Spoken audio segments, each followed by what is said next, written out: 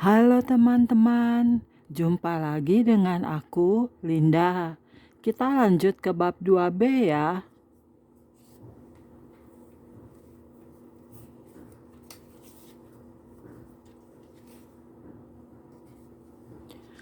Oke, mari kita mulai. Bab 2B. Saya memuji Allah karena Dia tidak membiarkan kita telanjang di langit kedua, sebab jelas kita harus berpakaian di sana. Perhatikan bahwa Alkitab mengatakan, kenakanlah. Itu bukan sebuah saran, itu adalah sebuah perintah. Kenakanlah seluruh perlengkapan senjata Allah. Allah ingin Anda mengenakan seluruh perlengkapan senjatanya, bukan hanya sebagian. Banyak orang Kristen berkeliaran memakai ketopong keselamatan, tetapi mereka tidak mengenakan apa-apa dari leher ke bawah. Mereka lupa mengenakan baju zirah, ikat pinggang, perisai, dan sepatu mereka. Seandainya seseorang berjalan masuk ke dalam gereja Anda hanya dengan topi bisbol, setiap orang akan bereaksi dengan heboh. Namun itulah caranya banyak orang berpakaian sekarang di alam roh. Ketopong keselamatan mungkin adalah perlengkapan yang paling banyak dipakai, akan tetapi itu bukan satu-satunya perlengkapan. Setiap perlengkapan Allah memainkan peranan penting di dalam kehidupan orang percaya. Banyak orang Kristen hanya mengenakan ketopong keselamatan dan sepatu mereka. Mereka diselamatkan oleh seorang penginjil, dan mereka pergi ke gereja Injili yang digembalakan seorang penginjil. Memang baik bahwa mereka mempunyai mentalitas Injili, tetapi mereka melupakan perlengkapan senjata Allah lainnya. Mereka mengenakan sepatu dan ketopong keselamatan mereka, tetapi selain itu, mereka telanjang. Itulah sebabnya mereka menderita citra diri rohani yang buruk. Mereka lupa mengenakan baju zirah keadilan dan ikat pinggang kebenaran. Sihis versus aktivitas spiritual ilahi. Dengan segala spiritualisme yang ada di dunia saat ini, orang-orang telah menjadi semakin sadar akan langit kedua, lebih daripada kapanpun juga sebelumnya. Itulah sebabnya mengapa Alkitab mengatakan kepada kita, kenakanlah seluruh perlengkapan senjata Allah, supaya kamu dapat mengadakan perlawanan pada hari yang jahat itu.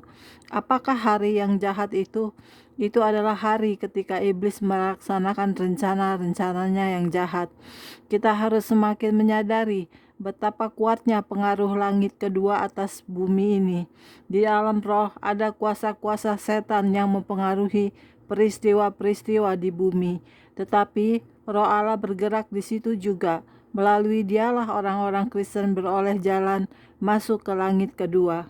Gereja adalah satu-satunya kelompok orang yang diberi hak oleh Allah untuk mengajar orang bagaimana menjadi rohani.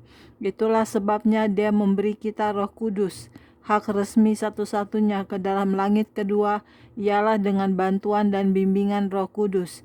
Jalan masuk lain apapun ke langit kedua adalah jalan masuk yang tidak sah. Itu adalah sihir dan spiritualisme.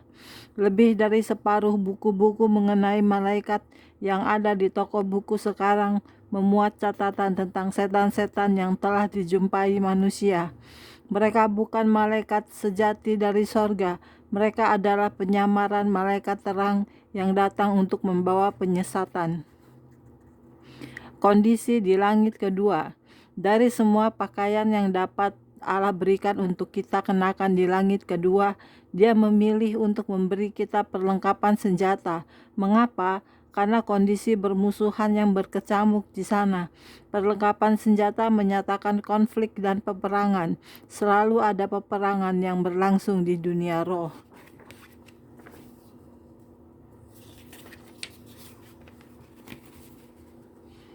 Jika Anda memasuki langit kedua tanpa perlengkapan senjata, Anda akan mendapat kesulitan. Anda tidak bisa masuk ke dalam peperangan rohani yang sedang berkecamuk tanpa perlengkapan senjata Allah dan perlindungan Roh Kudus. Itulah sebabnya banyak umat Allah berada dalam tawanan dan tidak tahu bagaimana keluar. Mereka berdarah dan sekarat karena tidak mengenakan jenis pakaian yang tepat. Dalam ayat 11 kita baca, "Kenakanlah seluruh senjata perlengkapan Allah, supaya kamu dapat bertahan melawan tipu muslihat iblis." Jadi, untuk apakah perlengkapan senjata ini? Perlengkapan senjata ini ialah untuk dapat bertahan melawan iblis. Itu bukan supaya Anda dapat berbaris di sebuah parade. Pada saat Anda masuk ke sorga atau langit ketiga, Allah tidak akan memberi Anda upah menurut seberapa mengkilatnya perlengkapan senjata Anda. Dia akan memberi Anda upah menurut seberapa lusuh dan penyoknya perlengkapan itu. Perlengkapan senjata diberikan untuk berperang. Jika Allah tidak menghendaki Anda untuk mampu berperang di alam roh, Dia tak akan memberi Anda perlengkapan senjata. Dia akan memberi Anda beberapa jenis pakaian yang lain. Anda tidak akan memerlukan perlengkapan senjata di langit ketiga. Iblis tidak ada di sana. Penyakit tidak ada di sana. Godaan tidak ada di sana. Perlengkapan senjata Allah ialah untuk menghadapi konflik yang berlangsung di langit kedua. Menerima keterangan yang salah. Saya pernah mendengar seseorang berkata bahwa sewaktu Anda meninggal, Anda harus menunggu di langit kedua sampai Tuhan datang kembali untuk Anda. Mereka berpikir bahwa Allah memberi kita perlengkapan senjata untuk melindungi kita sementara kita menunggu. Tetapi itu sama sekali tidak alkitabiah. Saya tidak mengerti mengapa orang-orang yang begitu tertarik dengan perkara-perkara rohani tidak mengambil waktu untuk membaca buku paling rohani yang pernah ditulis. Alkitab mengatakan kepada kita bahwa hidup dalam roh dan bagaimana beroperasi di alam roh dengan cara yang benar, sehingga itu menjadi berkat dan bukan kutuk. Beberapa orang tidak suka berfungsi sesuai dengan Alkitab karena ambisi dan egoisme. Sihir dan sikap melayani diri sendiri tidak diizinkan. Kitab suci menetapkan suatu standar kehidupan yang diperlengkapi dengan kuasa supranatural di bawah pimpinan Roh Kudus. Di bawah pimpinan Roh Kudus, Anda akan berbuat baik kepada umat manusia dan Anda akan menjadi berkat bagi orang-orang, bahkan untuk mereka yang tidak beriman kepada Yesus Kristus. Pada dasarnya, spiritualisme ialah demi keuntungan dan ambisi yang berpusat pada diri sendiri. Spiritualisme tidak mempunyai hukum atau ketentuan. Para ahli ilmu klinik atau okultisme mengatakan bahwa mereka berjumpa dengan roh-roh yang pernah hidup di dalam Napoleon dan Hitler. Itu bisa saja, tetapi seandainya saya ingin berhubungan dengan sesuatu di alam roh, saya tak akan menghubungi hantu Hitler atau roh seorang guru India yang meminta Anda mempersembahkan korban berupa bunga atau makanan kepada sebatang pohon. Sudah waktunya untuk mengenakan perlengkapan senjata kita dan terus mengenakannya. Hanya dengan demikian, kita akan sanggup bertahan terhadap kuasa-kuasa jahat yang beroperasi di langit kedua.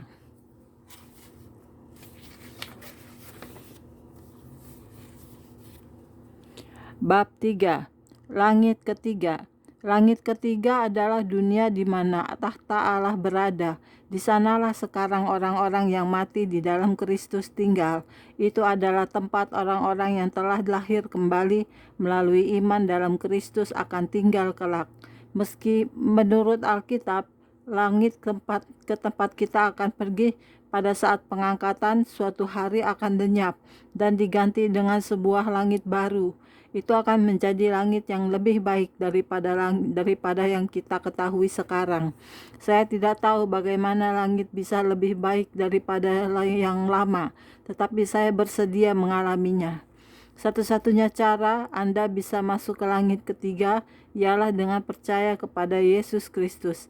Anda tidak bisa masuk ke sana dengan mengucapkan sebuah mantra atau bermeditasi dengan bersila di depan sebuah taman bunga.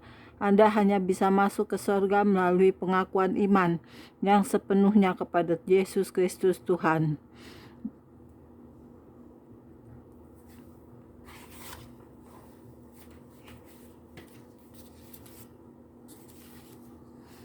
Oke, sekian dulu untuk hari ini videonya ya. Kita lanjut di video berikutnya. Terima kasih. Tuhan berkati kita semua. Amin. Bye-bye.